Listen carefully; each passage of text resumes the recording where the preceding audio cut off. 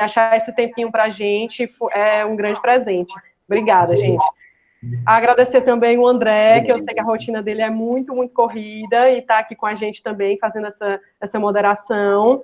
Queria agradecer o apoio do IAB Ceará, tanto na divulgação, como nesse suporte logístico e técnico, e de pessoas que contribuem tanto com a discussão da cidade. O pessoal está aqui, o presidente, alguns outros diretores.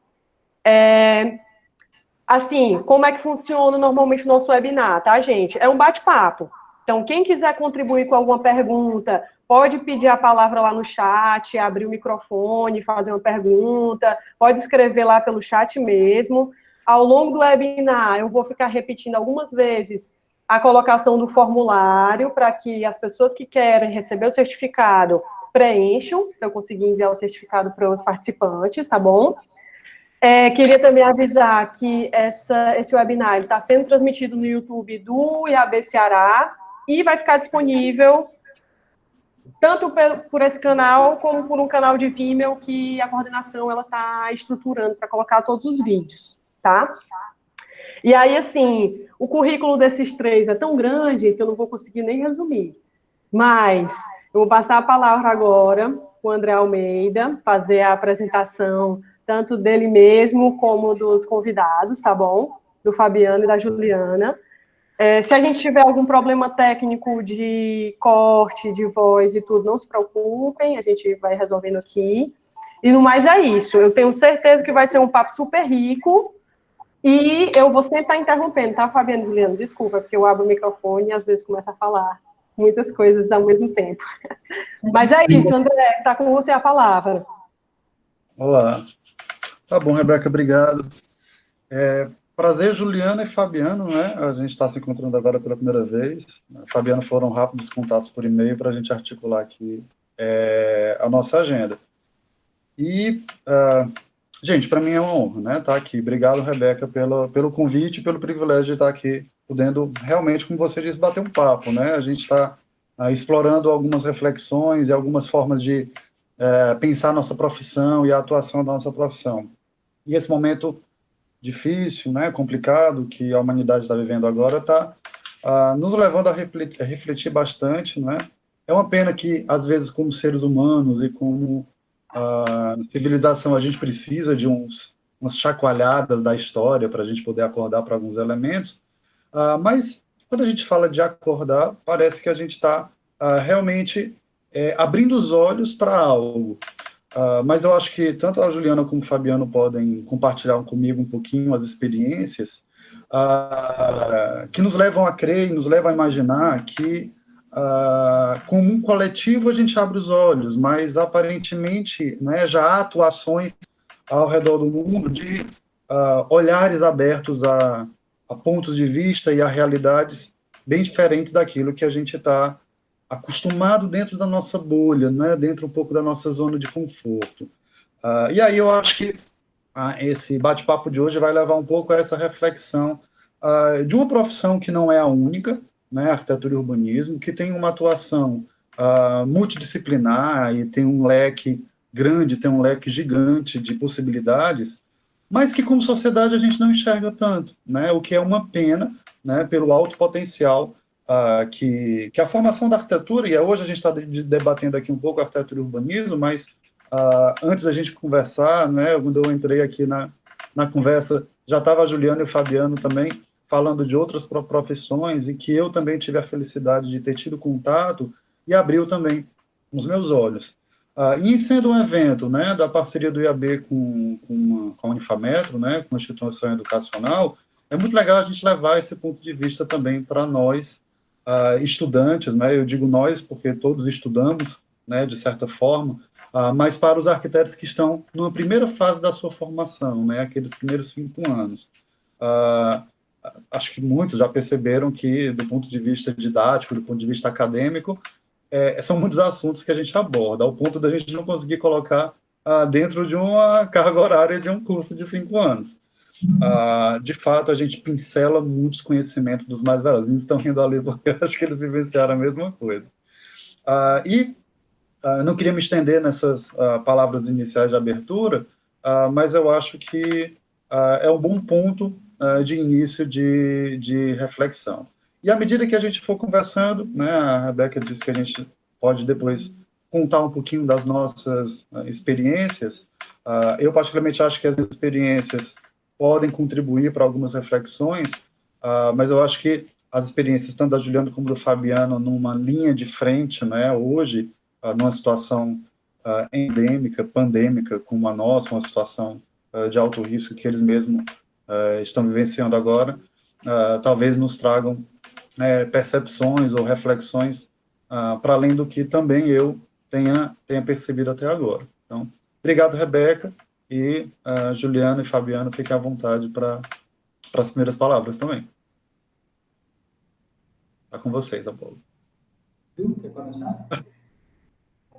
Então, acho que eu quero agradecer o convite, eu acho que é super enriquecedor a gente estar aqui participando dessa discussão com vocês. Não sei o que a gente pode dizer. Deixa eu começar a gente poderia contar um pouquinho como é que a gente chegou até aqui, o que a gente fez até agora, nessa história, e depois contar um pouco o que é o Acnur, o que é as Nações Unidas, e o que é essa operação no Brasil, né? Começo eu? Legal. Bom, só reforçando o agradecimento da Ju, é um privilégio para a gente estar aqui batendo esse papo. A gente também está aqui aprendendo, com certeza, porque não tem nada mais rico do que a troca, né? Sou arquiteto urbanista, me formei pela PUC Campinas, e lá nos idos da graduação, que já tem fiz de tudo um pouco, porque tinha um pouco essa sede de entender possíveis caminhos da arquitetura, né?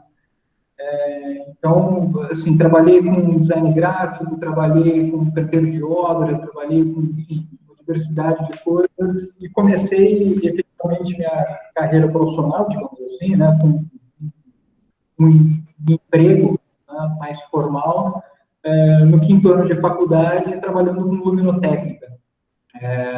E por um tempo achei que esse seria o meu caminho, assim, né? Estava muito envolvido com isso e tal. Mas depois de um tempo, essa sede assim pelo ato de projetar, né? Essa paixão pelas edificações, pelas cidades que a gente nutre durante a graduação, me levaram a deixar esse trabalho e abrir um escritório de arquitetura. E o escritório, assim, foi uma experiência muito interessante, porque, bom, primeiro, para poder pagar as contas, a gente fazia de tudo, então, luminotécnica, design gráfico, projeto de arquitetura, canteiro, o que viesse, e é gostoso trabalhar dessa forma, porque você também vai entendendo as interfaces, as intersecções entre essas diferentes formas de atuar.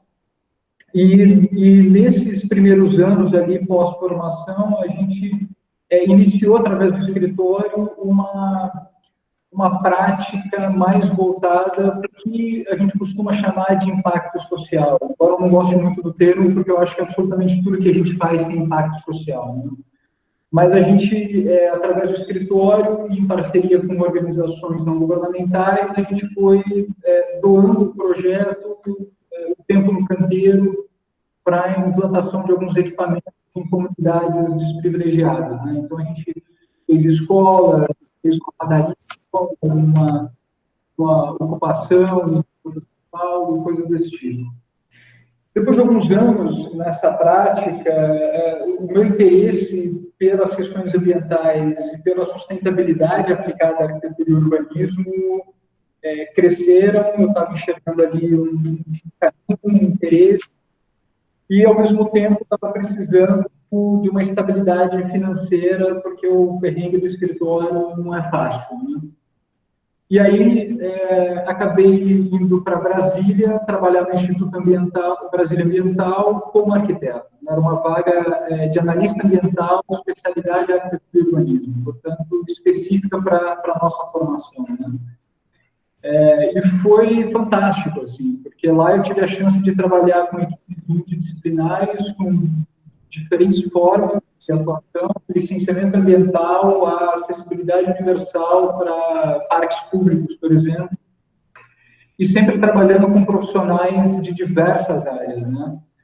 E ali eu comecei, obviamente, não só mergulhar nessa questão da sustentabilidade, eu fui fazer uma pós na UNB em reabilitação ambiental sustentável, arquitetônica e urbanística, depois uma em gestão e perícia ambiental, mas também ficou muito claro aqui, dialogando com biólogos, veterinários, engenheiros florestais, que a formação do arquiteto tem um componente de leitura do coletivo, leitura do social, leitura do urbano, que é fantástica. Assim. Isso é uma ferramenta de trabalho que eu acho que a gente costuma negligenciar na atuação do arquiteto. A gente dá pouco valor para isso.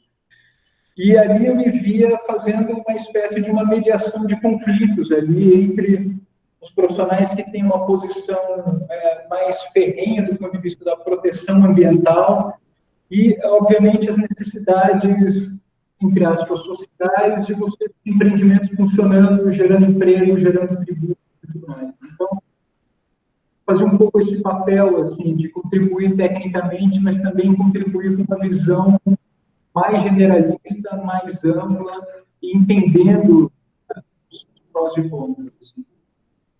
E depois de uns bons anos trabalhando nesse instituto, essa vontade de converter essas práticas paralelas, digamos assim, né, de tentar gerar um impacto social positivo através da arquitetura, desses trabalhos voluntários, enfim, eu fiz um movimento para tentar converter isso num ofício de fato, numa carreira de fato. Então, vendi tudo que eu tinha em Brasília, botei uma mochila nas costas e fui para Barcelona fazer mestrado em cooperação internacional e arquitetura de emergência.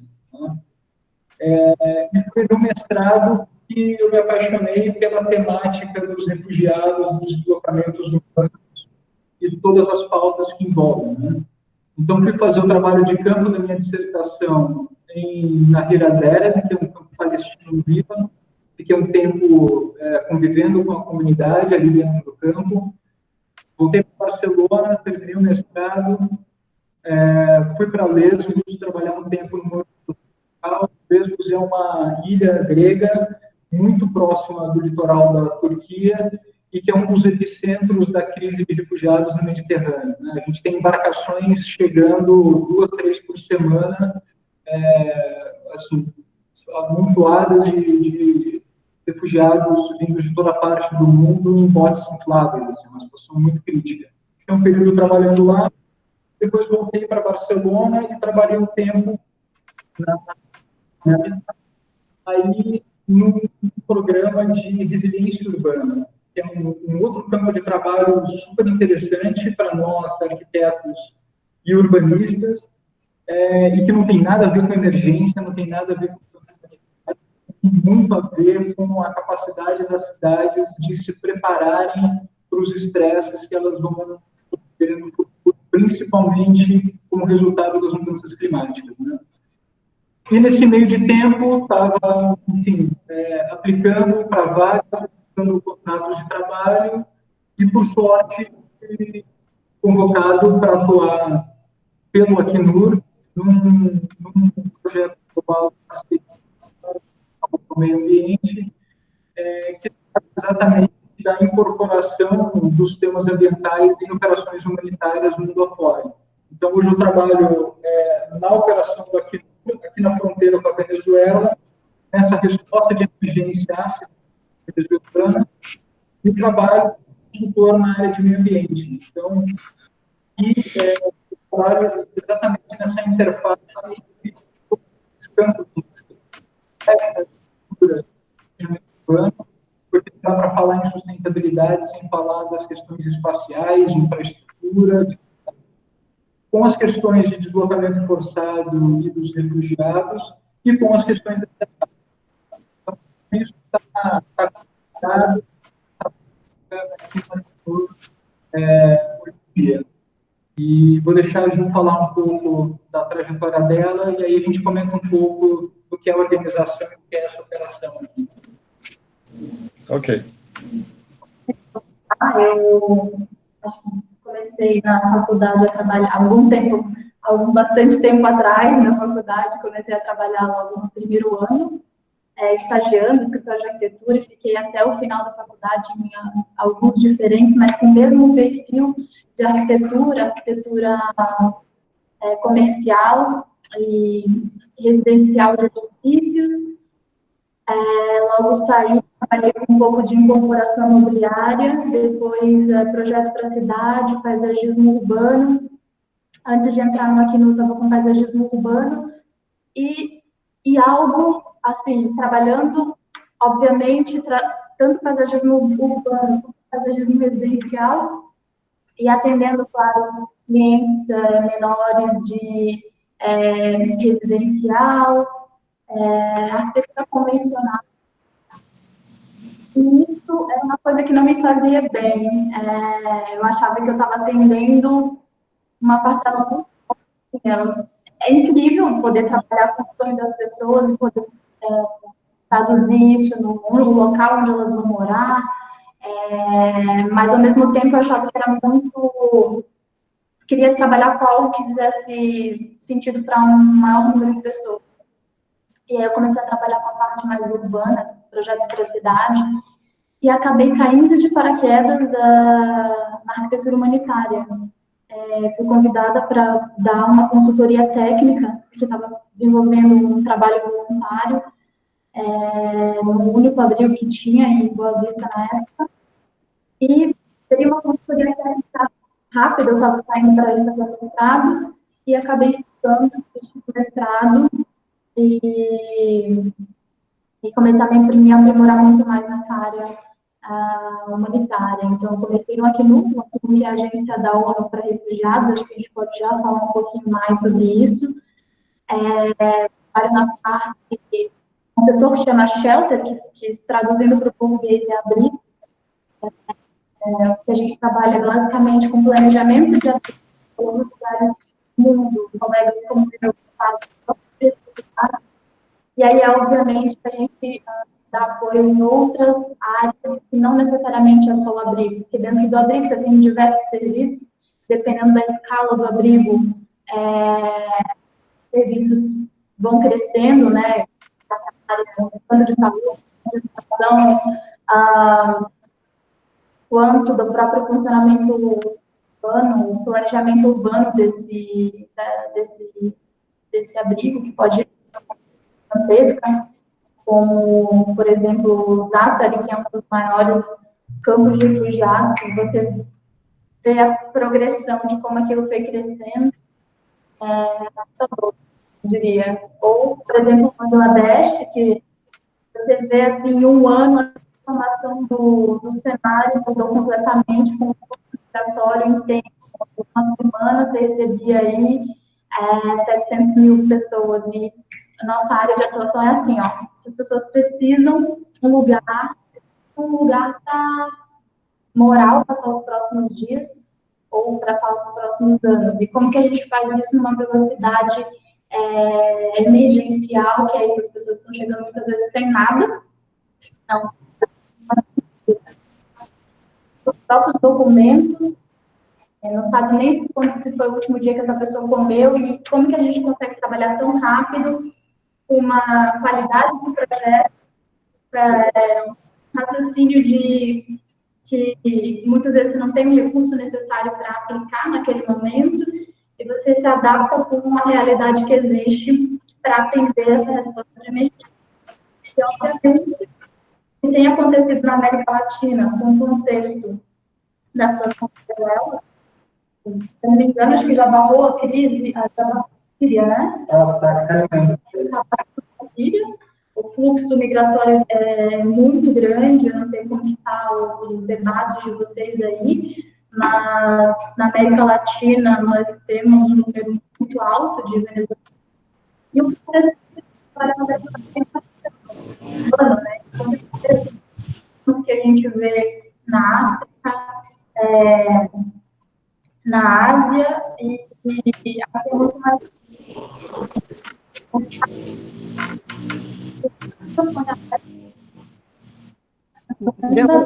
Deu uma cortadinha. Acho que passou uma moto, uma coisa.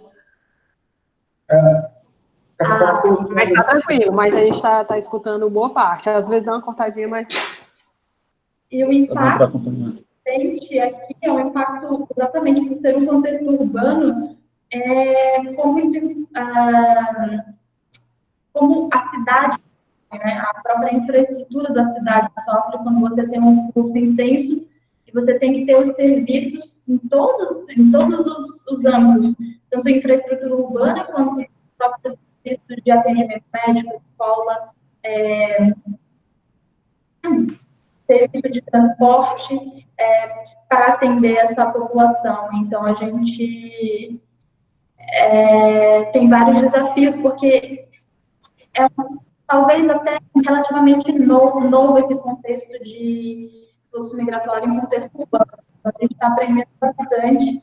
E a Operação Venezuela é uma operação que tem, principalmente o Brasil, tem uma resposta muito inovadora de como a gente tem trabalhado com a resposta aos venezuelanos, né? Você quer falar um pouco começa a falar um pouco do Acnur, o que é a gente... Só para dar um panorama, assim, muito geral, as Nações Unidas, as Nações Unidas é um negócio gigantesco, assim, né? É um pouco exagerado, assim, mas essa é uma outra discussão.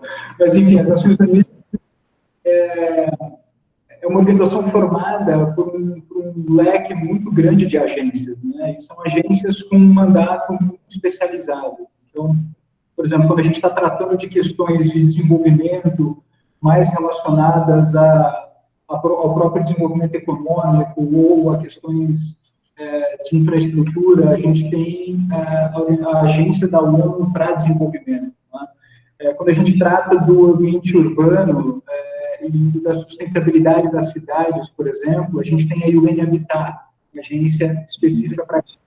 O Acnur é a agência das Nações Unidas para os refugiados. Então, a gente atua hoje, se não me falha a memória, em 136 países e temos algo em torno de 20 mil pessoas trabalhando pelo Acnur mundo afora, mais de 90% dessa força de trabalho está no campo, né? Não está na sede, não está nos escritórios, está nas operações de campo, como a que a gente tem aqui em Boa Vista. E o nosso mandato é o mandato da proteção das pessoas solicitantes de refúgio, das pessoas apátridas, das pessoas internamente deslocadas, porque elas podem ser forçadas a se deslocar dentro dos seus países, dentro do território de origem, e aqueles que já receberam o status de refugiado, né? Porque esse é um processo legal, inclusive. E a Acnur é, por essência, uma agência de emergência, uma organização que trabalha com respostas de emergência. Então, a nossa maior expertise está exatamente nessa resposta. Tem muito pouco tempo para planejar, e aí a gente faz uso de uma série de protocolos, de guias técnicos, de padrões já estabelecidos internacionalmente, e mesmo de tecnologia, justamente para acelerar esse processo de resposta. Como a Ju comentou, em Bangladesh, por exemplo, a gente tem campos de refugiados com 500 mil pessoas. Né? A população de Brasília, por exemplo, num único campo, né? Só para se ter uma ideia. Então, aí entra enxergar a complexidade dessas crises humanitárias, a complexidade da atuação do arquiteto dentro delas. No primeiro momento em que a gente está tratando da resposta de emergência efetivamente, né, ali das primeiras horas, os primeiros dias, as primeiras semanas, a gente tem um papel preponderante na organização espacial e na infraestrutura para abrigar essas pessoas. Mas quando você tem um campo com anos de existência e 500 mil pessoas vivendo nele, você está falando, na verdade, de um espaço que tem já a sua urbanidade, que tem todas as dinâmicas sociais e espaciais de uma cidade, por exemplo, com seus benefícios e com suas dificuldades, e aí todas as questões de arquitetura e de planejamento urbano estão dadas ali, né? E geram essa necessidade de que os profissionais da nossa área intervenham, né? E aqui a Ju comentava como a Operação Brasil ela é exemplar, né? Eu acho que um dos fatores primordiais para que a gente tenha uma resposta de qualidade aqui é a maneira que eu venho lidando com a crise venezuelana também, porque primeiro o refugiado ou migrante venezuelano ou de qualquer outra nacionalidade que acessa o país, ele tem direito a documentos nacionais, ele pode solicitar uma carteira de trabalho, ele pode trabalhar formalmente, ele não corre absolutamente nenhum risco de deportação ou qualquer coisa do gênero. E a operação acolhida, que é essa operação que une todos os atores, né, governamentais, não governamentais, agências da ONU, esse leque de atores, né, a operação acolhida, ela tem um desempenho considerado bom, né, capacidade de articular, de coordenar entre todos esses atores, né? Porque, obviamente, em outros contextos, você pode ter, por exemplo, Forças Armadas como um problema. E, no contexto brasileiro, a presença das Forças Armadas é a solução, né? Mesmo a gestão dos abrigos temporários, que é feita pelo Acnur, é feita em coordenação, é feita em conjunto com o Exército Brasileiro, por exemplo. E eu vi que a Bia colocou uma questão aqui sobre o tamanho dos campos.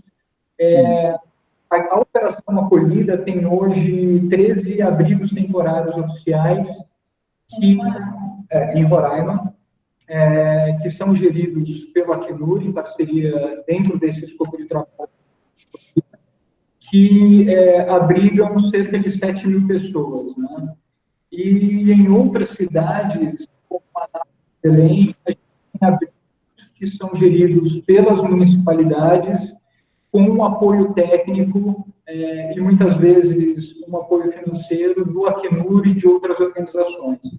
Mas é um modelo de gestão distinto, é uma estrutura de apoio social do governo brasileiro e que o sistema humanitário apoia, porque, obviamente, ele sofre uma pressão pelo volume de que o Brasil vem recebendo. André, Sim. e pessoal, posso contribuir com uma questão? Não sei como é que tu estava pensando em fazer, mas eu queria Eu ia só fazer uma articulação, mas faz duas colocações que eu quero depois costurar uma série de reflexões aqui. Pra gente jogar. Ótimo. Show. Eu ia perguntar uma coisa até um pouco operacional, que aí pode ser que ajude também nessa costura.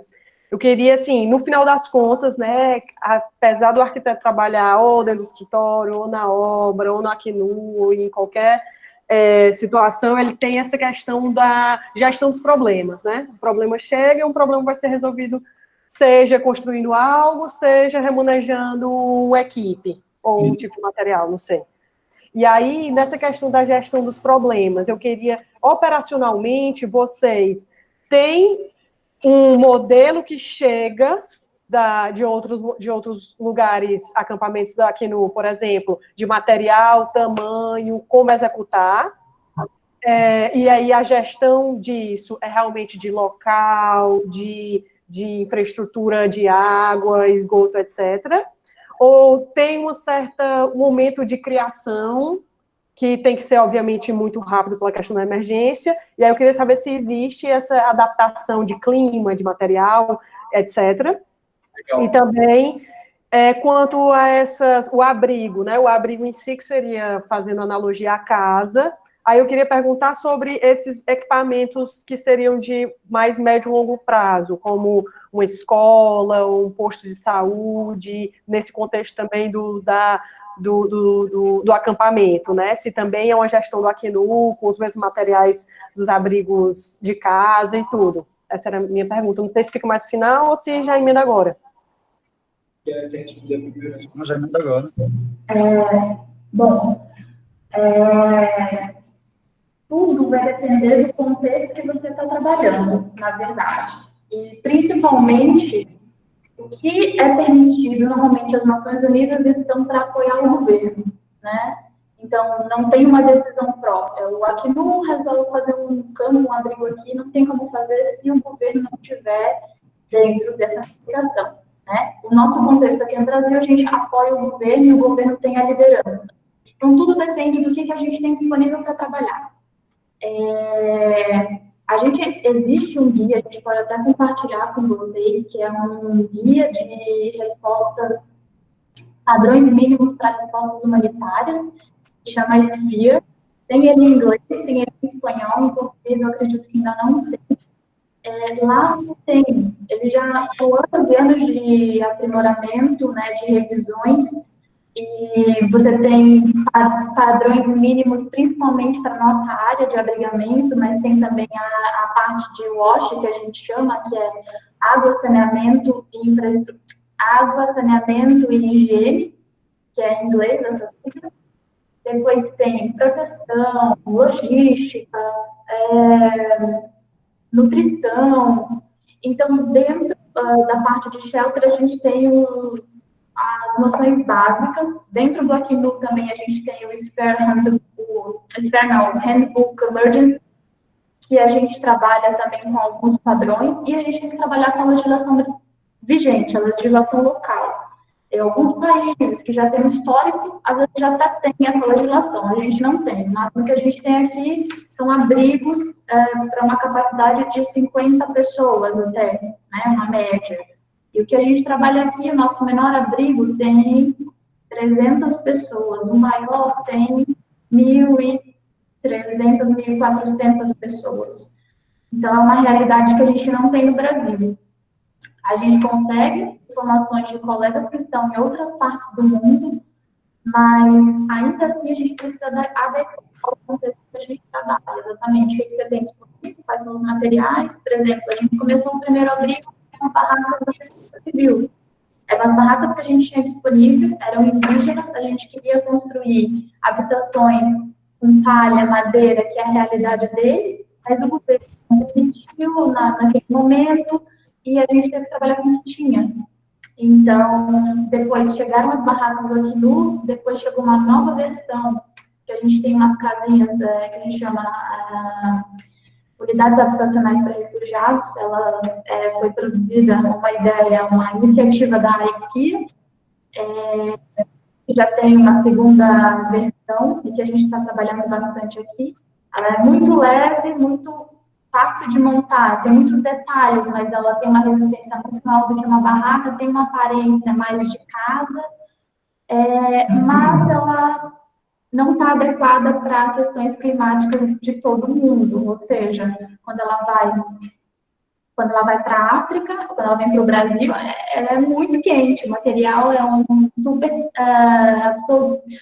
que absorve muito calor, e um local, sei lá, Europa já é muito frio, então também para as questões do frio tem que criar soluções. E aí, o que a gente faz? A gente adequa isso ao nosso contexto. Então a gente começou a criar elementos para mitigar o calor dessas unidades, que é o único recurso que a gente tinha disponível para trabalhar, né? Então, é basicamente... Assim, tem uma discussão muito intensa, assim, tanto no meio acadêmico quanto na prática, que é a qualidade dessa resposta do ponto de vista da arquitetura, né? Porque a gente está sempre se questionando se o uso, por exemplo, das barracas ou dessa unidade que a Ju comentou é a solução mais adequada, né? Mas o que a gente entende é que quando você tem uma resposta de emergência, que você tem que atuar muitas vezes em poucas horas ou dia, Dias, é muito difícil você vislumbrar uma solução mais eficiente do ponto de vista da arquitetura que essas que a gente vem utilizando. Né? Eu digo a gente, eu digo o sistema humanitário como um todo, né? Não só o Acnur, mas diversas outras organizações.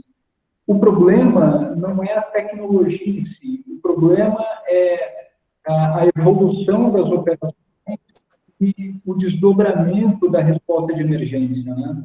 Então, essa unidade, por uma série de razões, de custo, de logística, de velocidade para montagem, como a João colocou, elas são muito adequadas, mas elas não são adequadas, nem foram pensadas para alguém viver nelas por anos a fio, obviamente. Então, a gente tem um problema que é mais da ordem de gestão das operações humanitárias do que propriamente da tecnologia empregada. Obviamente, no mundo ideal, a gente deveria conquistar soluções e ofertar soluções duradouras para refugiados e imigrantes, para que, obviamente, eles pudessem deixar os abrigos e os campos de refugiados mundo afora. Né? Respondendo a sua segunda pergunta, Rebeca, sobre os equipamentos, né?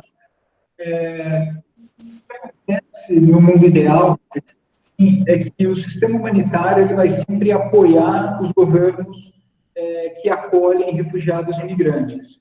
Então, ao invés do Acnur, por exemplo, implementar uma escola ou dar suporte para a implementação de uma escola por outro parceiro, outra organização, o ideal é que a gente dê suporte, na verdade, para potencializar os serviços ofertados pelo governo, para que eles possam não só absorver o contingente de refugiados, mas que eles também possam se beneficiar da operação humanitária para qualificar seus serviços, para melhorar sua infraestrutura e até para conseguir captar recursos, porque estão respondendo a uma crise humanitária. Né? Então, a lógica é um pouco essa. Mas, obviamente, dependendo do contexto, dos contextos políticos e diversos, você pode ter situações em que as agências, de fato, cumprem a função do Estado, que é o que acontece no Líbano, por exemplo, nos campos de refugiados palestinos. O governo libanês não atua dentro dos campos, então a UNRWA, por exemplo, que é a agência da ONU para a comunidade palestina, ela provê as escolas, os centros de saúde dentro dos campos. Mas esses são casos de exceção, digamos assim, por uma complexidade daquela realidade. De modo geral, o que a ONU tem como mandato é esse apoio aos Estados. Né?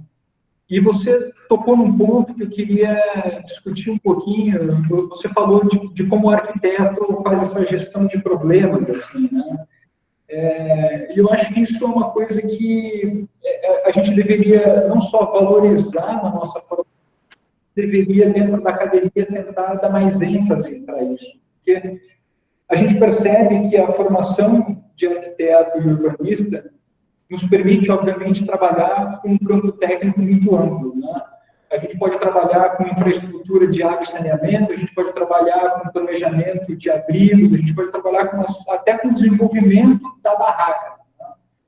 Mas existe uma característica do profissional de arquitetura que primeiro, está acostumado a fazer mediação entre atores. Né? Se a gente pensar no mediando funcionários, clientes, fornecedores, então a gente se acostuma a fazer um trabalho de mediação entre um grupo muito diverso de atores. E toda operação humanitária é basicamente isso, mediação é mediação entre atores. Né? A gente também se acostuma a fazer planejamento. Então, isso nos dá um ferramental, inclusive para entender como responder à emergência, pensando no desdobramento dela, já pensando nas consequências no médio e longo prazo, e isso é um raciocínio muito do planejamento urbano, né? De que toda intervenção que a gente pode tem uma consequência, e se a gente não se antecipar a esses desdobramentos, a gente vai ter problema lá na frente. Então, esse é um modo de pensar do arquiteto que é muito útil dentro das operações de engenharia. Então, esse mindset do projetista, ele acaba sendo útil, independente de você estar trabalhando especificamente com o projeto. Então, se você trabalha com logística humanitária, por exemplo, e você tem uma formação em arquitetura, pode ter certeza que esse conhecimento, essa formação vão estar sendo aplicados ali na prática o tempo todo. Eu queria pegar alguns pontos, viu, Juliana e Fabiano, como eu estava dizendo agora há pouco, para fazer umas costuras, mas é interessante como a conversa ela parte de um determinado ponto, né, ela dá uma volta e vocês brilhantemente, né, explicaram um pouco o funcionamento da Acnur, que a gente de fato desconhece, eu desconheço, né, a gente tem notícias, mas a gente não conhece muito por dentro, então é muito interessante esse compartilhar de vocês. Mas quando eu digo que naturalmente a conversa voltou, né, voltou para essas competências, não é, ou esses elementos que a formação nos dá, que são multidisciplinares e que são amplas e que da mesma forma elas podem contribuir em situações críticas, em situações graves, mas que não têm o caráter de emergência, mas que faz parte sim também da nossa formação e da nossa articulação profissional. E, ao mesmo tempo, a gente tem também a atuação da nossa profissão, digamos, na zona de conforto, né? Então, o interessante é a gente perceber que, diferente do que muito se pensa, né? Não só nas universidades, a sociedade que nos demanda isso, às vezes a sociedade coloca na cabeça de jovens que, quando entram no curso, não têm noção da amplitude que é a formação de arquitetura, que nós somos projetistas e o papel do projetista é elaborar desenhos para criar espaços. E tem, sim, a importância de elaborar, né, o ato projetual como a construção de espaço. Gente, o Fabiano caiu junto com a Juliana, mas eles estão voltando aqui. Eles te avisaram, né? Eu percebi que eles não... Foi, me avisaram aqui, mas estão voltando. Ok, então vou desacelerar um pouquinho. Pronto, mas eu acho que é uma boa a gente... É até bom para quem entrou um pouquinho agora, que aí essa amarrada dá um contexto legal. Uhum.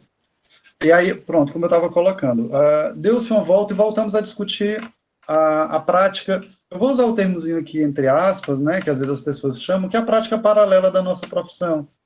Ela é vista paralela porque a nossa profissão é colocada numa caixinha, como se...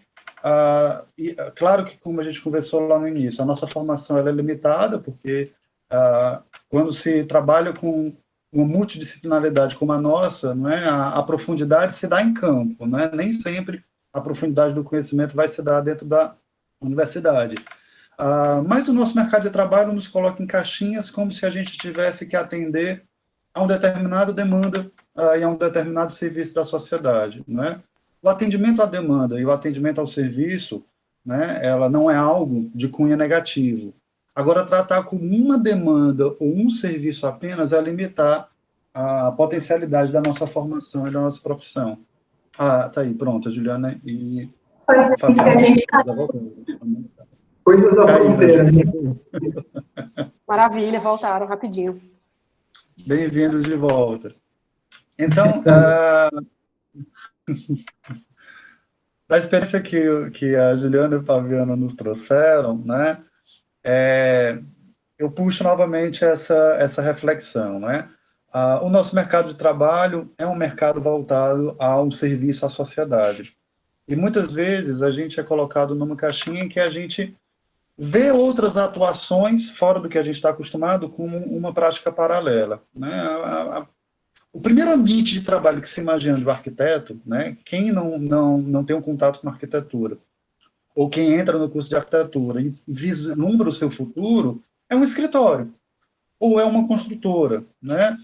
O que significa que não seja um serviço útil e necessário à sociedade, né? A questão é que essa arquitetura convencional, essa formação e essa atuação profissional convencional, ela é uma parcela, né, dessas multifaces, né, que o Fabiano estava colocando agora na nossa formação. A nossa profissão, ela lida com o projeto, mas se a gente parar para pensar, ela não lida com o projeto. Ela lida com a gestão, ela lida com o planejamento, ela lida com a articulação, ela lida com arquitetar. A arquitetura é isso, né? O projeto é o produto daquela arquitetura, né? Ou daquele ato de arquitetar, que nem sempre o resultado é um projeto, de fato, né? O resultado é uma intervenção sobre um determinado território. Voltamos ao início, é um serviço à sociedade, mas que não se limita aos escritórios.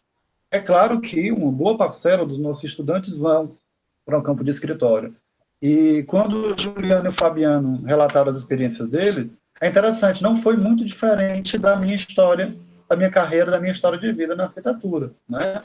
Em que a gente passa por essas fases e esses momentos e, por gosto pessoal, por uma motivação pessoal, por uma busca, por uma contribuição mais ampla, né? Por um impacto mais significativo na sociedade, a nossa carreira vai nos levando a outras formas de atuação.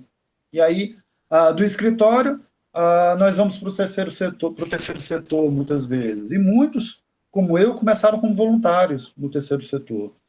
E depois tem em alguns momentos, né, a experiência de alguns leva a parte da sua carreira passar pelo terceiro setor. Né? Nas minhas oportunidades de vida, eu trabalhei 2 anos numa associação humanitária Habitat, que era uma filial da Habitat for Humanity, que não é a United Nations Habitat, né, mas é uma ONG, é uma atuação do terceiro setor que tem a mesma sigla, também o pessoal confunde muito.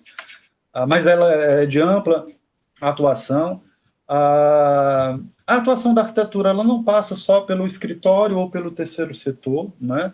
A atuação pública é muito importante, e está aí os meninos descrevendo a importância da atuação das Nações Unidas em parceria com os governos, mesmo porque em toda a sociedade, né, os governos são ou os que deveriam ser os grandes articuladores dessa sociedade, e aí é natural ter arquitetos nos quadros públicos, né? No executivo, no financiamento, no planejamento, na construção de políticas, inclusive, que vão permitir ou não a atuação das ONGs, do terceiro setor, ou de todo e qualquer sistema de atuação humanitária. É interessante que, ao longo dos anos, às vezes a gente se pergunta, e o arquiteto que não projeta é arquiteto? É arquiteto, né? Quantos arquitetos estão, por exemplo, nos órgãos de financiamento, que estão acompanhando o trabalho do planejador, que estão acompanhando o trabalho do executor, estão acompanhando o trabalho do gestor público, porque precisa ter um serviço de gestão, precisa ter um serviço de articulação financeira, inclusive, dos empreendimentos ou dos investimentos. Eu não estou falando só os de grande escala, não, né? Nas pequenas associações, nas pequenas ONGs, existe sim a necessidade de você trabalhar com os recursos que tem, né? Os recursos humanos são extremamente importantes, fala-se muito pouco deles, mas são importantes, mas os recursos financeiros, os recursos materiais precisam ser articulados. E apesar de não ser exclusividade da nossa profissão, mas quantos arquitetos não trabalham nesse campo, né? E ainda vem um quarto grupo, uma quarta parcela de atuação da nossa profissão, que é onde eu, no momento, estou, junto com a Rebeca também, não é? Apesar dos nossos momentos de militância, né, Rebeca? Que é o da academia, né? Para além da atuação pessoal na militância pela política urbana, ou na atuação mesmo profissional ou cidadã, né, no terceiro setor, a academia se torna também digamos assim, um catalisador. Né? Eu já ia fazer essa provocação. O arquiteto que dá aula é arquiteto também, né? O arquiteto que não necessariamente projeta, mas que ele gestiona alguma coisa, né? Que ele organiza, é arquiteto também, meu povo. Sair daquela geração, o que a sociedade vê, né? Vai fazer uns desenhos, mesmo que técnicos, obviamente, mas sempre voltando para o produto do desenho. Não, o produto é a resolução do problema. Sim. O produto final, na verdade, é o desenho, né, ou o projeto. Eu entendo que não é só o produto final palpável, não é o papelzinho, não é o material que a gente é tão viciado, né? Mas é todo o conteúdo que tem por trás dele, é toda a abstração que tem que leva aquele produto. E o produto, por mais que a gente batalhe e insista nos nossos estudantes que ele esteja autoexplicado, né, o que tem por trás dele é muito maior do que o próprio desenho em si, que leva à necessidade de contato. Né? Então, que leva ao mestre de obra estar ligando para a gente para poder resolver coisas que o desenho não é pleno, o desenho não consegue representar. Eu estou dando um exemplo bobo do mestre de obras, né? Porque quem nunca recebeu uma ligação em obra para resolver um problema lá de execução. Então, esse mercado de trabalho, do meu ponto de vista, ele precisa se ampliar, porque a gente precisa ampliar o serviço a essa sociedade. Né?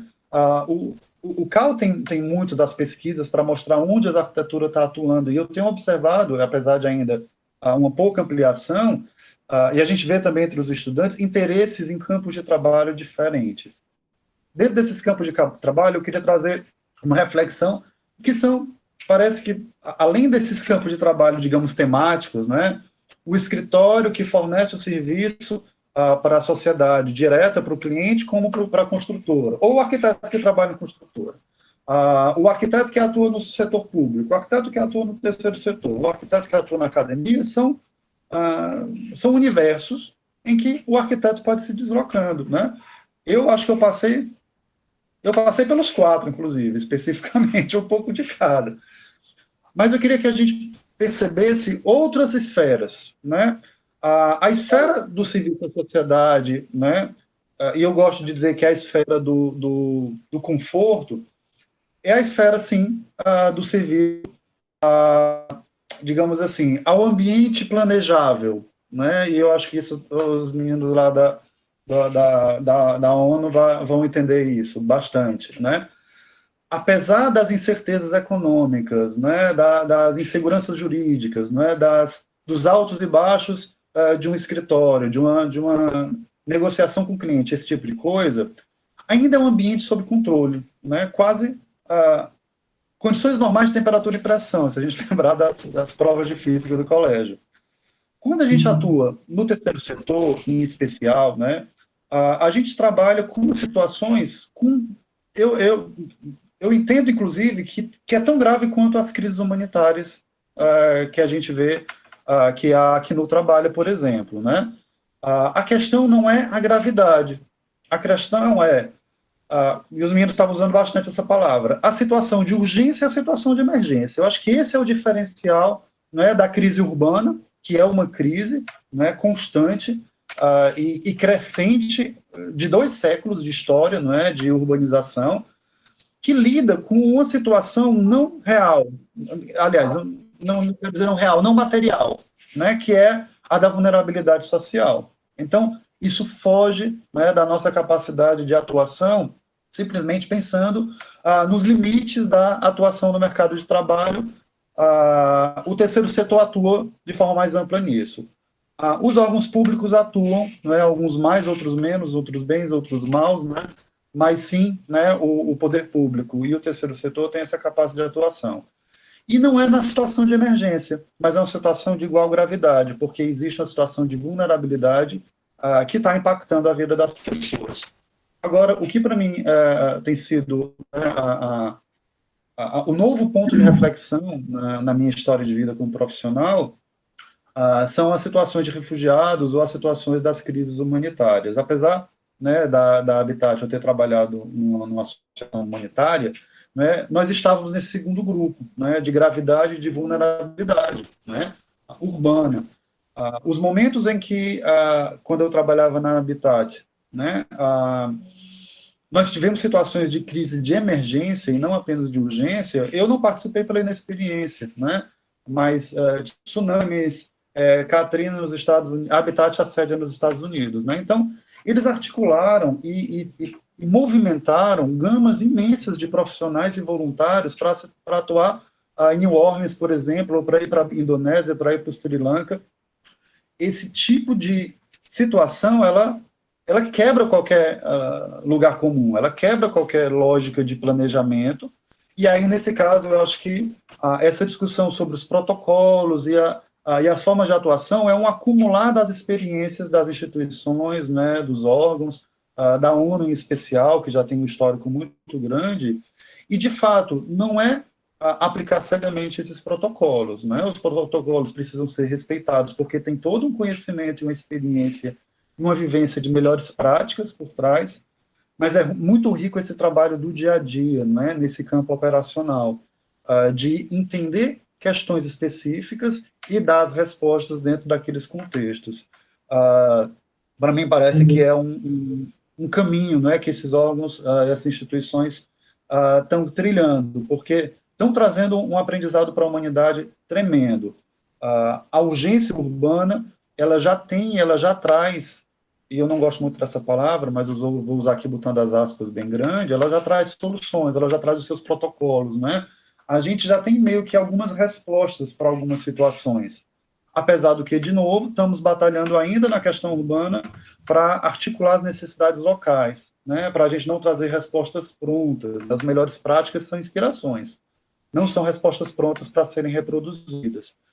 Mas quem está numa linha de frente nas crises, né, de alto nível de gravidade, está trazendo um novo aprendizado para a humanidade, que é como articular isso no pouco tempo que tem, e necessidades em que você tem até um... E aí eu volto a pedir para o Juliano e para o Fabiano falar um pouco, porque isso é uma inquietação que eu tenho, e eu não tenho ainda a resposta, que é, na crise urbana, a gente tenta articular mais hoje com a escala local, né, o planejamento e o projeto bottom-up, de baixo para cima, do que o que foi feito no passado, né, o planejamento e as intervenções urbanas de cima para baixo.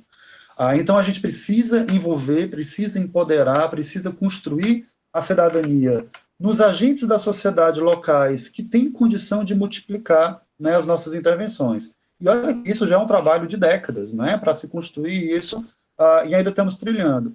Como é que vocês estão trabalhando numa situação de emergência, sabendo que numa crise política, numa guerra que explode, não é, na situação da Palestina, no Líbano, por exemplo, ou na crise de refugiados no México, ou, enfim, ou em Roraima, como é que lida com essa articulação com o seu principal público-alvo, né? Que não é só o gestor que viabiliza o trabalho, não é só a legislação, mas como lidar com as necessidades de grupos que muitas vezes nem organizados estão, e que às vezes não tem, às vezes tem, às vezes não tem. Me digam se eu estiver equivocado, né? Não sei nem se tem condição de tomarem decisões, porque, como vocês disseram, nem documentação tem, muitas vezes, né? O primeiro passo, você não sabe quantos dias a pessoa não come, né? Como o Juliano colocou.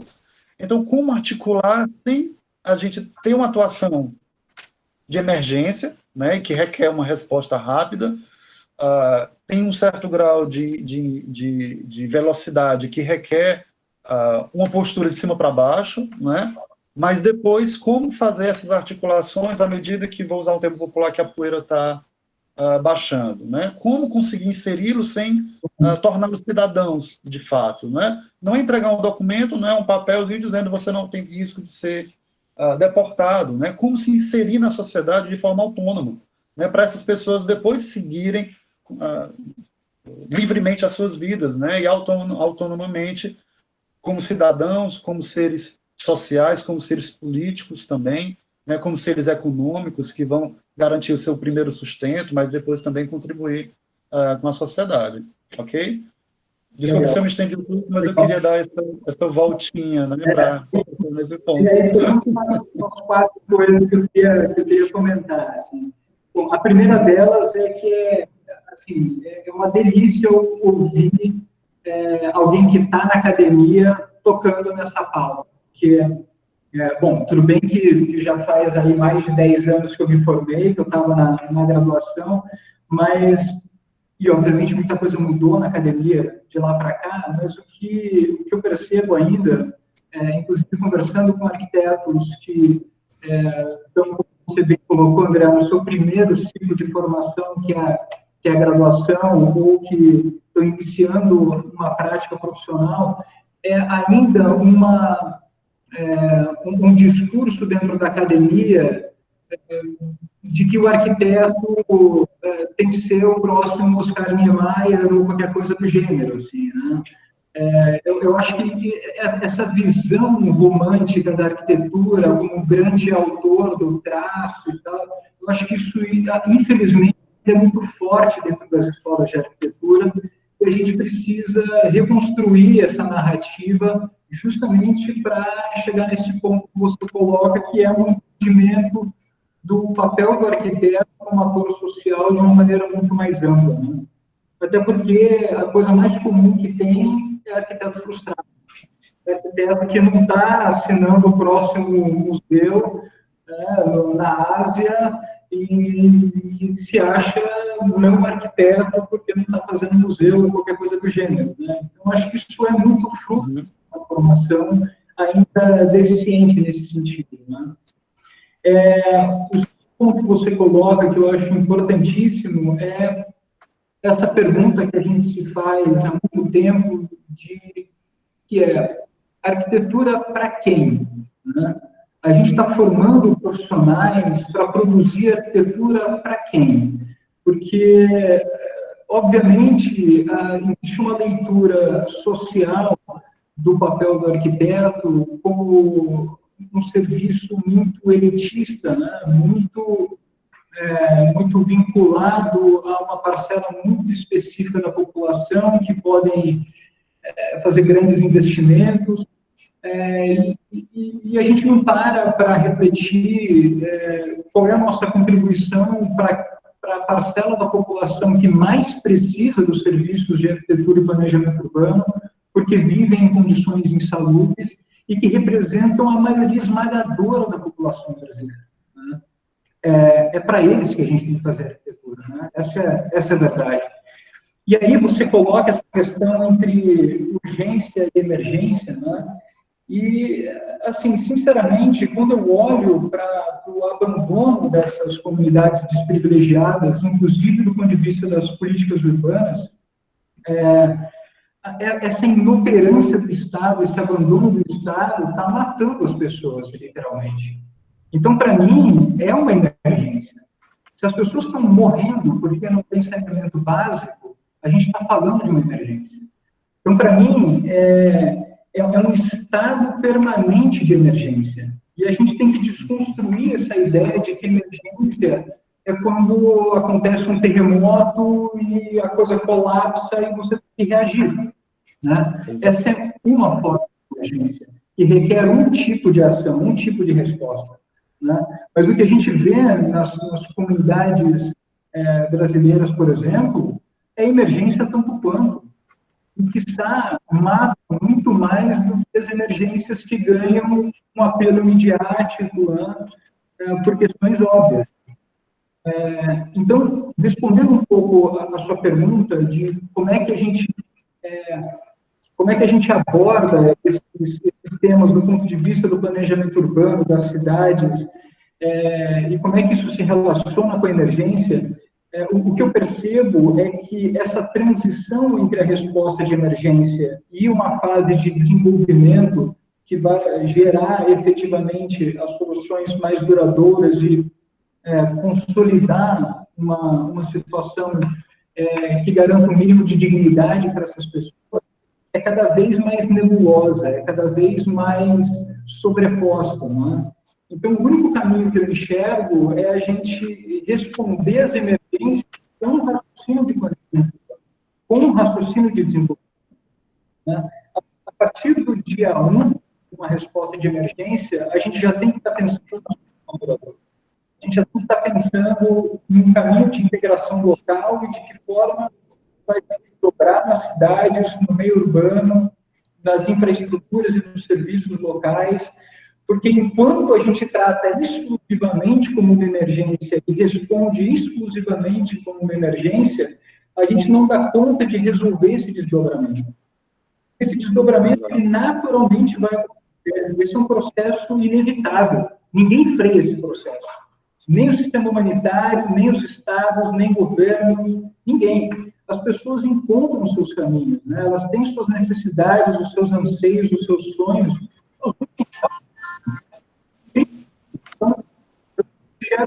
Nosso papel, enquanto arquitetos e urbanistas, é não só entrar com um ferramental técnico para viabilizar essa transição da maneira mais coerente possível, mas também cumprir um papel de advogar por essa transição. Isso que você coloca da importância de arquitetos e urbanistas estarem nos órgãos públicos, nas entidades de classe, na academia, nos centros de pensamento, nos debates, isso é fundamental, porque a gente entende as consequências das cidades e a gente entende as consequências das cidades mal planejadas para as pessoas. Então, a gente tem que estar nessa discussão. A gente tem que estar nessa discussão mostrando para as pessoas que vai dar ruim se a gente não cuidar desses aspectos. Né? Então, eu acho que é um pouco por aí que a gente faz essa costura. E aí, obviamente, o papel das comunidades de acolhida, das organizações locais e dos governos locais, dos municípios, é fundamental.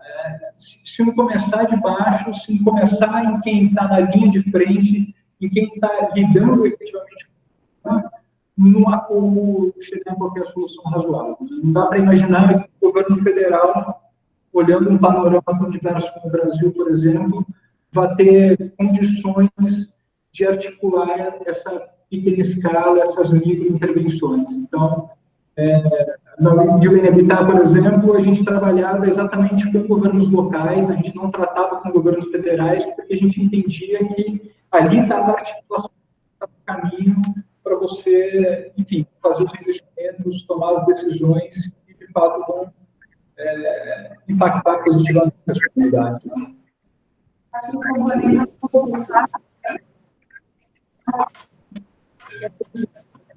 Das coisas que vão ser feitas com uma velocidade muito grande, e como você estava colocando também, não só como arquitetos, mas nós precisamos trabalhar como negociadores.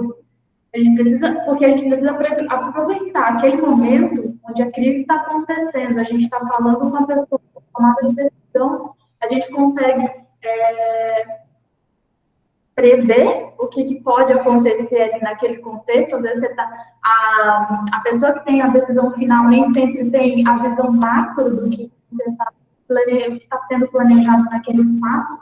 A integração com a cidade, a integração com os serviços, às vezes isso é muito micro, e se você, de repente, perde essa oportunidade para que você consiga registrar isso no futuro, é muito mais complexo. Eu já estou aqui, o PAI já está aqui há quase 2 anos, eu estou aqui há quase 3. Então, assim, e a gente vê que a emergência acaba se tornando, que deveria ser temporário, acaba se tornando, se estende muito mais do que o temporário, uma solução temporária que se torna permanente. E que, se você não pensa que isso poderia acontecer, se você a resposta como temporária, você já se vê numa situação, e agora? Tem mais pessoas para preciso de mais espaço, para adequar a infraestrutura, e exatamente isso. Você prevê que as pessoas vão ser localmente integradas o mais rápido possível, mas, na verdade, isso não acontece por uma série de outros fatores, e você pensou...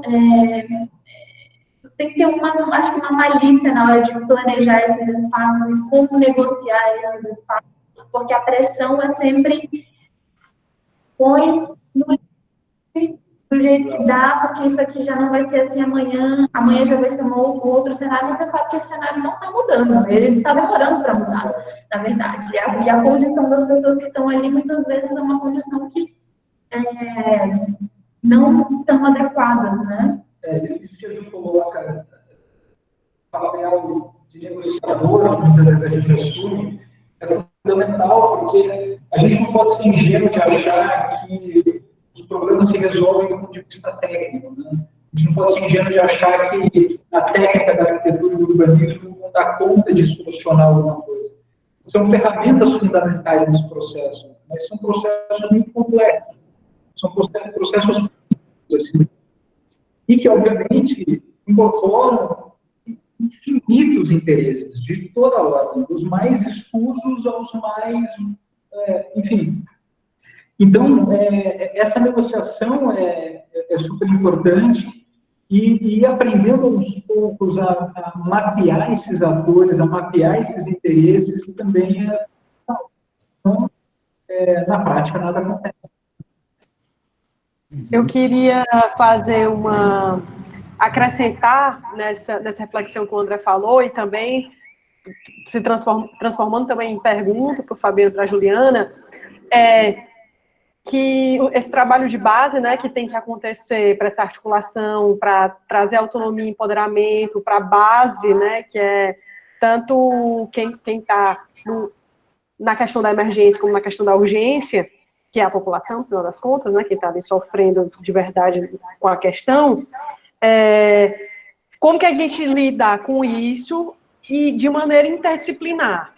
Porque a gente sabe que as equipes que trabalham nesse nível de trabalho social, não só de trabalho social e humanitário, mas quando a gente está falando de militância por habitação, por saneamento, por um planejamento urbano inclusivo e equitativo e tudo, a gente está falando de equipes multidisciplinares, muitas vezes, em que o papel do assistente social é incrível, né? Deve existir a comunicação do arquiteto com esse profissional, assistente social, o profissional advogado, que muitas vezes a parte do direito urbanístico também é bem importante de trabalhar.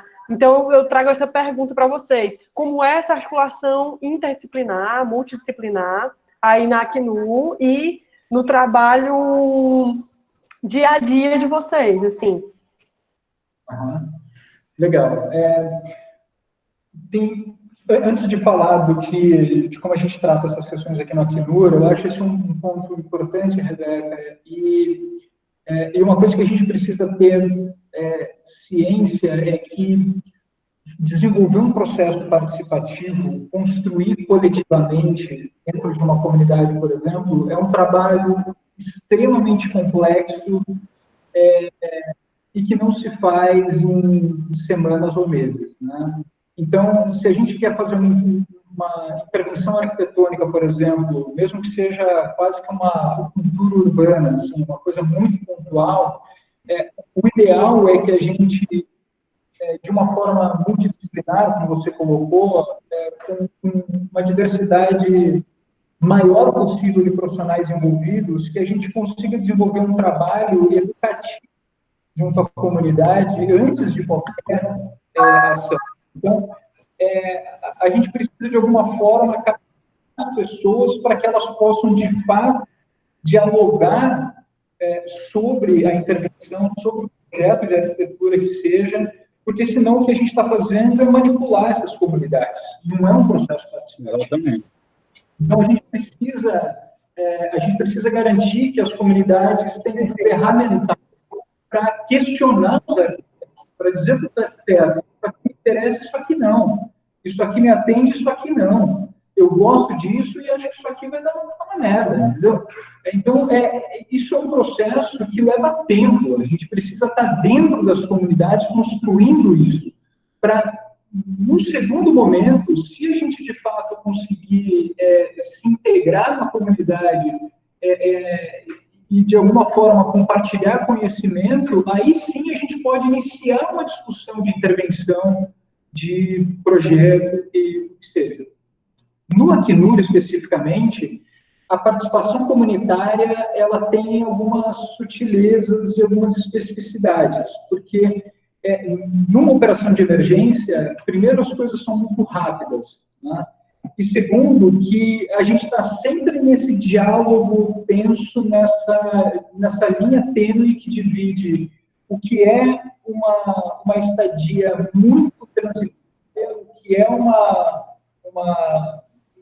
situação muito temporária, com o que pode se tornar uma permanência de longo prazo, né? Então, à medida em que as crises e suas respostas vão ganhando tempo, eu acho que a gente vai ganhando mais margem para construir um diálogo, para construir processos participativos. Mas, num primeiro momento, em que você precisa garantir o mínimo para que as pessoas sobrevivam, e, se possível, com dignidade, é muito difícil o processo participativo, porque não há o que optar. Elas precisam comer, elas precisam dar banheiro, elas precisam conseguir tomar banho, elas precisam de um teto para em pé. Então, assim, a gente se vira com o que a gente tem, né? E a gente está vivendo isso hoje com a resposta à emergência dentro da emergência, que é a pandemia. A gente projetou um hospital em dias, você não tem o processo tradicional de projeto que é, bom, que material mais adequado, que sistema construtivo é mais eficiente. Você faz com o que tem. Você faz rápido. Exato. É outra lógica. Isso é um luxo, né? Não, estou dizendo, escolher material essa altura do campeonato é um luxo quando você está nessa situação. É agora que tem que fazer. Necessidade de primeira ordem, né? Comer, dormir, tomar banho, estar de pé e tudo. Tem um outro processo que é muito interessante, que toca um pouco essa questão do processo participativo, que é dentro dos abrigos temporários, a gente tem a formação de uma série de comitês. E cada comitê tem uma função dentro do abrigo. E eles atuam junto ao Acnur, ao Exército e aos parceiros implementadores na gestão do abrigo. Então, você tem comitês de limpeza, comitês de saúde, comitês de educação, comitês de esporte, por exemplo, que desenvolvem atividades, prestam serviços, criam ações, executam ações num diálogo permanente com o sistema humanitário, né? Então, acho que essa é uma forma de processo participativo bastante interessante. E isso também gera uma outra questão que é super interessante, inclusive, de discutir do ponto de vista acadêmico, que é qual é o vínculo que essas pessoas criam com o lugar em que elas estão. Porque, ao mesmo tempo que é fundamental que elas tenham um certo grau de apego por esse lugar, porque é nesse lugar que elas vivem hoje, e isso faz com que elas cuidem do espaço, invistam no espaço, se envolvam com a gestão, a gente tem muito receio em gerar uma expectativa muito elevada que a gente não pode atender.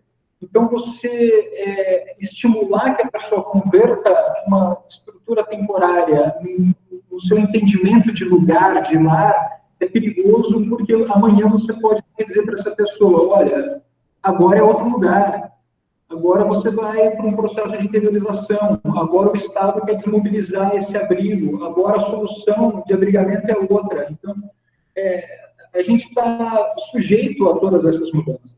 Então, é sempre uma linha tênue, assim, é sempre delicado. Nós, como profissionais da arquitetura, a gente quer intervir, a gente quer melhorar as unidades, a gente quer que as pessoas construam hortas e plantem árvore lá dentro e façam uma intervenção artística. A gente empolga com tudo isso, né?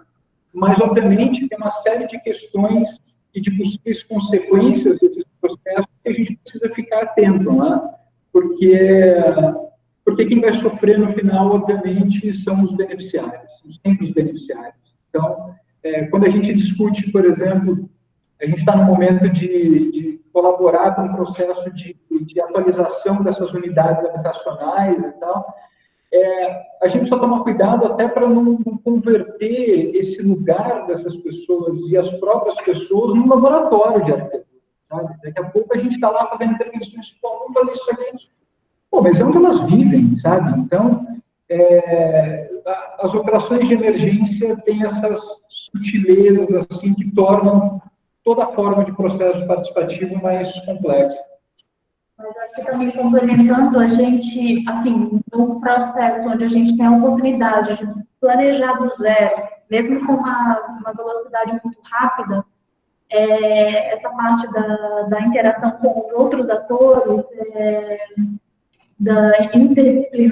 projeto interdisciplinar, a gente trabalha muito em parceria com quem atua na coordenação desses lugares, desses espaços, né? Porque não adianta nada a gente projetar de um jeito, do funcionamento, se a gente não tem uma gestão implementada, aquele espaço não vai funcionar, então não adiantou nada planejar, né? Vai perder completamente o sentido. Então, isso precisa estar muito coordenado com quem vai fazer a gestão desse lugar, entender as necessidades específicas dessa população, né? A gente tem aqui população indígena e não indígena, cada um tem uma especificidade, é muito importante a gente entender quais as necessidades dessas pessoas, e, obviamente, quando se tem a oportunidade de fazer um projeto participativo, como o FAO, complementando o FAO, você precisa de muito tempo, nem sempre a gente tem esse tempo.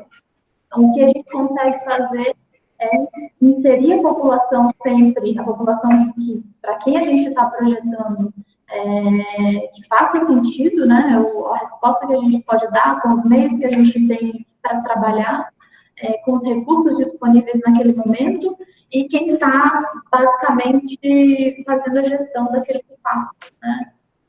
E, obviamente, outras coisas a gente acaba tendo que ir costurando, porque muitas vezes o tempo não permite que tu faça tudo perfeito, que tu planeje da melhor forma, ou que execute da forma como foi planejado, porque tem isso, você consegue planejar na hora da execução, nem sempre a execução acontece como planejado, né? Vai ter um outro ator que vai interferir, vai falar, não, eu acho melhor assado, vai ter que mudar aqui porque eu tomo a decisão. Enfim, é um pouco da realidade aqui. Perfeito. Uma dúvida que eu tenho mesmo, né, de reflexão já de algum tempo, é quanto tempo esses assentamentos eles demoram para ser, já que esse tempo de planejamento praticamente não existe, ele é curto, né? Qual é o tempo técnico realmente de conseguir minimamente montar e conseguir acolher uma determinada população? É um número, eu não sei se vocês têm uma ideia de tempo. E também a outra questão é quanto tempo esses assentamentos eles permanecem, porque como vocês estavam falando, requer atividades, esporte, educação. Eu fico imaginando as crianças que passam 1, 2 anos nesse assentamento, como é que ela consegue se inserir numa escola depois, por exemplo, né? Então eu acho que tem uma série de serviços paralelos ou trabalhos de bastidores que a gente não percebe, a gente não visualiza muito, porque a gente imagina que rapidamente é o abrigo, mas não é só o abrigo, né? É uma série de outros. Vocês podem falar um pouquinho disso, do tempo de implementação e depois do tempo de permanência, John? Não sei como é que está o nosso tempo, Rebeca, desculpa eu meter mais um assuntinho aqui, mas... O tempo de implementação, especificamente no nosso contexto aqui no Brasil, como a gente trabalha, as Forças Armadas estão envolvidas, eles têm uma articulação muito rápida com assim, capacidade logística muito alta, isso facilita. A gente tem engenharia do Exército, a gente tem outros atores que facilitam esse tempo, né, para diminuir esse tempo. Então, a gente tem. Depende também das condições do espaço que a gente está trabalhando. Aqui a gente tem a vez que a gente construiu do zero, onde não tinha absolutamente nada, e aí a gente usou estruturas de containers para os serviços básicos, banheiros containers, barracas inicialmente, que depois mudaram para essas profissionais modulares e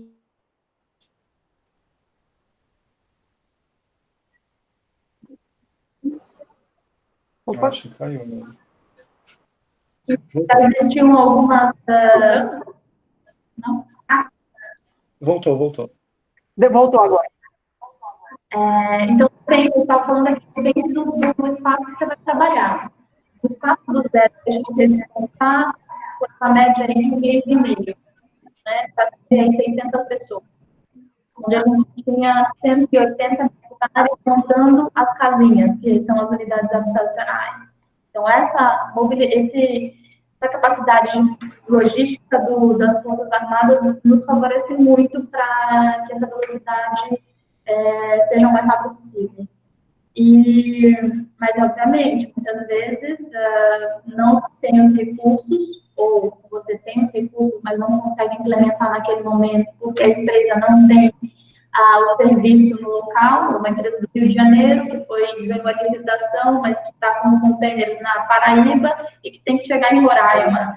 Então, tem toda essa questão também, né? O que a gente está enfrentando agora, a gente acabou de trabalhar num projeto numa área de isolamento com uma área de cuidados, né? Então, a área de cuidados é um hospital de campanha para 780 leitos E a área de isolamento é uma área para mais ou menos 1.000 pessoas. Então, a área para isolamento são itens que a gente já tinha, muita coisa a gente já tinha no local, a gente conseguiu trabalhar. Foram 250 casas que a gente teve que montar. Essas não são casas, gente, talvez a gente consiga compartilhar uma foto, mas aparece uma aparência de casa, mas é uma barraca melhorada, vamos dizer assim. E a área de cuidados, né? Você tem que fazer um hospital de campanha e que a gente não tinha os recursos aqui. Então, aviões da Força Aérea estão sendo mobilizados de vários lugares para que cheguem aqui os insumos para que a gente consiga trabalhar. A própria empresa que conseguiu a licitação tem que utilizar esses artifícios das Forças Armadas. E aí a gente tem de mobilização, que está no segundo mês. No segundo mês a gente já está levantando as paredes do último módulo, que são 170 leitos. Todos os outros já estão, uma parte já está pronta, outra parte já está na parte de forro, e a última parte das paredes. O que a gente percebe, André, é que, no fim das contas, tudo é muito contextual, né? Depende muito da realidade de cada operação, porque, nesse sentido, a operação brasileira é muito privilegiada, né? A gente está atuando num meio urbano, num país que, apesar dos pesares, segue sendo um país razoavelmente funcional, né? Com uma infraestrutura mediana, enfim. Mas se você pensar num país, por exemplo, no continente africano, que você tem um campo de refugiados, um lugar completamente isolado, onde não há nenhum tipo de infraestrutura, a logística de fazer materiais e equipamentos chegarem é um desafio tremendo. Então, a Acnur, Cruz Vermelha, MSF, todas essas organizações têm armazéns espalhados pelo mundo em pontos estratégicos para fazer o deslocamento, né, desses materiais o mais rápido possível. Então, por exemplo, quando se projeta uma unidade habitacional de refugiados como essa que a gente utiliza, todo o desenho tem que ser pensado para a maneira em que você vai empacotar essa casinha e como você vai transportar essa casinha, o que a gente chama de flat pack, né? Você precisa ter essa embalagem que te permita uma logística fácil, porque senão não serve para nada. Agora, o que eu acho importante, assim, nessa questão é quanto tempo duram os campos de refugiados, né? E aí a gente tem uma questão muito delicada numa escala global, porque o tempo médio, eu preciso checar esse número que eu posso estar desatualizado. Até há pouco tempo, o tempo médio de duração de um campo de refugiados no mundo era 22 anos. É uma loucura, né? 22 anos.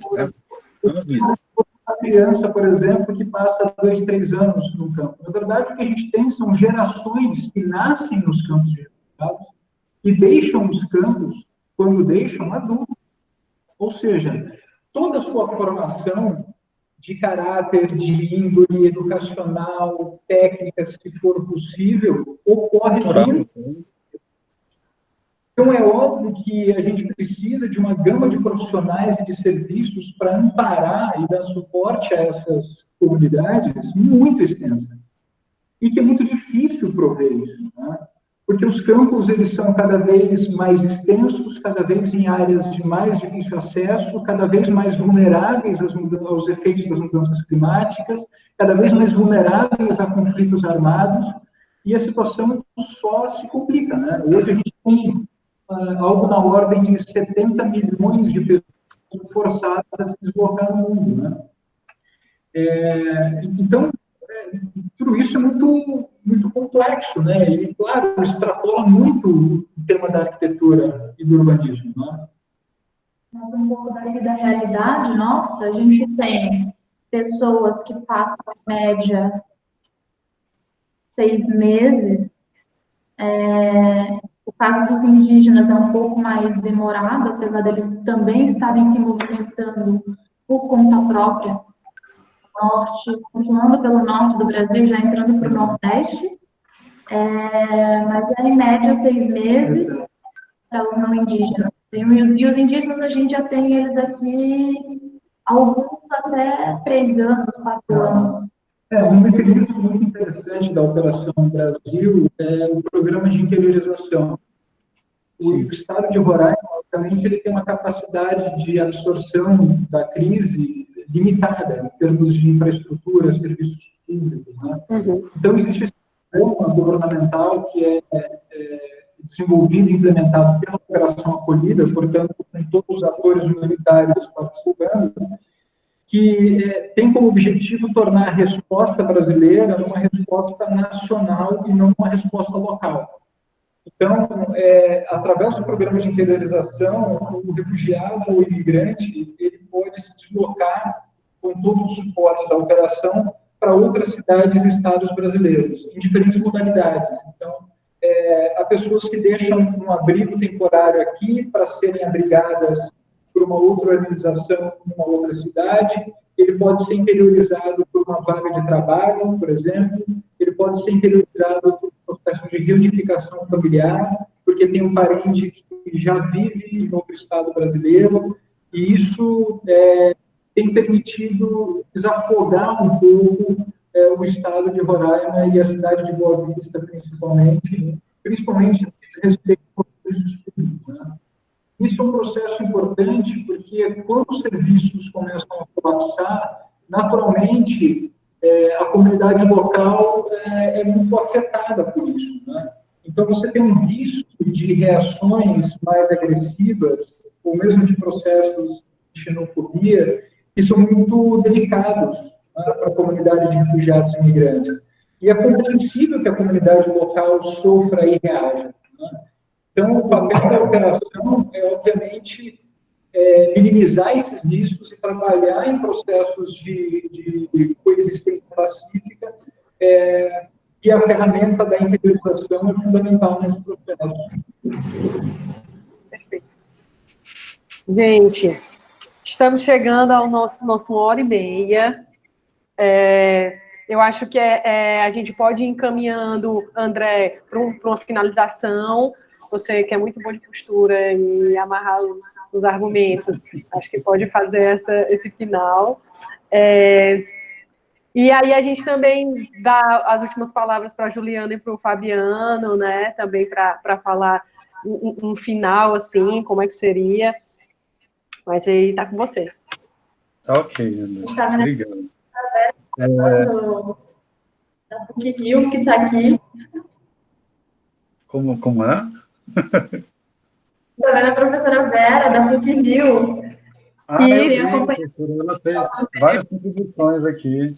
Eu ia até, no finalzinho, agradecer as pessoas que estão do Pau dos Ferros, Natal, o pessoal de Fortaleza, a professora Vera que comentou aqui no chat, o professor Augusto Capibaribe e alguns outros que vieram participar, que super contribuíram aqui com a discussão também. Rebeca, esse chat, ele depois fica disponível, porque essas contribuições são ótimas, teve referência de livro e tudo mais. No vídeo, eu vou conferir se no vídeo aparece o chat. Se não, chega no meu e-mail a lista da conversa e eu posso pinçar os links e as dicas e mandar por e-mail para todo mundo que pediu o certificado também. Show, boa ideia. Qualquer coisa a gente copia e cola depois no arquivo no Word, se não salvar, né? Isso. Aliás, antes de fechar, para poder salvar. Vamos lá, um minutinho aqui para a gente fechar. De fato, foi de uma riqueza assim, tremenda. Aproveitei para tirar dúvidas mesmo, né? Quando a Rebeca trouxe esse tema. É um tema muito interessante que tem aberto, pelo menos a minha mente, a novas perspectivas, né? Às vezes a gente não tem noção do que é lidar com situações de extrema gravidade em momentos de crise, apesar de já termos, né, várias experiências lidando com crises urbanas constantemente.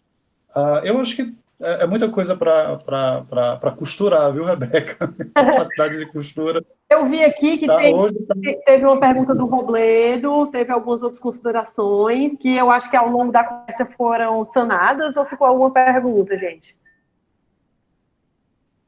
Eu acho que se alguém da plateia quiser fazer uma pergunta, acho que tem um espaço para uma pergunta-resposta de 1 minutinho, 1 minuto e meio.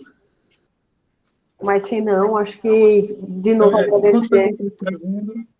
Enquanto que o pessoal está escrevendo, como a Vera, ela disse que sim, pode ir digitando, eu vou fazendo as colocações e depois a gente vê o que a professora Vera está colocando aí. A Isa está falando para marcar a presença do ex-presidente do IAB, o Beto, né, o Jefferson já tinha citado também. De fato, né, em nome do IAB, né, eu acho que foi riquíssimo o momento, e como Instituto de Arquitetos, eu acho interessante talvez destacar nesse momento final essa questão de um papel, né, da formação da arquitetura, como um papel muito mais articulador, né, o projeto ele é objeto de uma reflexão, quase de uma consultoria. Isso que a Juliana tinha colocado em específico, né, o arquiteto participar do processo de decisão, apesar de ele não ser o agente que toma a decisão, requer na nossa formação a gente questionar um pouco, né, sobre o quanto nós estamos construindo, e aí eu falando de formação em cada disciplina, não é? A formação ética da nossa arquitetura, não é? O se inserir em campos de mercado de trabalho, né, são as oportunidades que a vida nos dá, a construção coletiva e as construções individuais que cada estudante, né, vai trilhando no seu vai trilhando na sua carreira. Algumas vezes é por conveniências de fato pessoais ou por afinidades pessoais, né? Eu não julgo ninguém por questões pessoais, mas muitas vezes é uma questão da sua posição e da sua percepção como cidadão. Então, valorizar a profissão não é uma atitude corporativista no sentido negativo da palavra. É a gente perceber que existe uma amplitude maior, né, e essa valorização é necessária, né, para a gente poder fazer, dar a nossa pequena contribuição da sociedade, mas uma contribuição valorosa pelo poder que a nossa formação tem de articulação. Então, eu fecho então com essa construção dos valores éticos dentro da nossa profissão, que sim, vão levar os arquitetos aos seus diversos caminhos dentro daqueles diversos universos. Mas, independente do caminho que trilhe, né, o arquiteto vai poder perceber qual é o seu papel e qual é a sua contribuição. Obrigado, Rebeca, pelo convite e muito prazer, né, participar desse momento de... A gente não chama muito de debate, né, de um bate-papo quase com a Juliana, com o Fabiano, quase informal, né, mas com uma plateia riquíssima também que deu suas contribuições. Obrigado, Rebeca, Juliana, Fabiano e a todos que estão presentes. Perfeito, André. Aqui a professora Vera fez a pergunta, que aí eu acho que a Fabiana ou Juliana podem responder de maneira objetiva, assim. Gostaria de saber se este hospital é para toda a população. Pelo que entendi, o espaço de isolamento também deve ser, já que a alternativa dentro dos abrigos deve ser bem mais complexa. Na verdade, olá, professora Vera, tudo bem? Essa área toda foi construída para atender o Estado, não só a população venezuelana, mas também todo, independente da nacionalidade, etnia, independente, e é um trabalho em parceria com o governo do Estado, a Prefeitura, Universidade Federal de Roraima, o governo federal, obviamente, e todas as agências envolvidas. Então, realmente, atender a todos. Opa. Deu cortesia? Não, parar. E, perfeito. Acho que o meu papel aqui no final, né, é dizer, esclarecer para todo mundo, e isso eu falei, eu acho que em todos os webinários, assim, porque aquela vontade de conversar um pouco mais ficou em todas as edições. E aí, falar que isso é só a sementinha plantada na cabeça de cada um de vocês, assim, seja estudante, seja profissional, seja professor, pelo IAB, pelo CAL, por qualquer dessas instâncias, é uma sementinha para debate, né? e discussão dessas esferas tão ricas e diferentes que a gente tem dentro da nossa profissão, dentro do nosso país, né, e dentro das demandas existentes no nosso país, que são também tão diversas quanto, né. Então, queria agradecer de novo enormemente ao Fabiano, a Juliana e ao André. Convido todo mundo a abrir o microfone e dar uma salva de palmas aqui para ele, gente. Foi maravilhoso, viu? Muito bom. Energizar com essas palmas aqui, que por mais que a gente esteja em isolamento social, né, essa distância física não vai separar a gente em termos de calor humano. E, de novo, agradecer, foi muito bom, acho que foi super rico. Eu vou disponibilizar a gravação numa plataforma, que eu vou mandar depois para as pessoas que colocaram o e-mail no formulário. E o canal do IAB fica lá por 24 horas.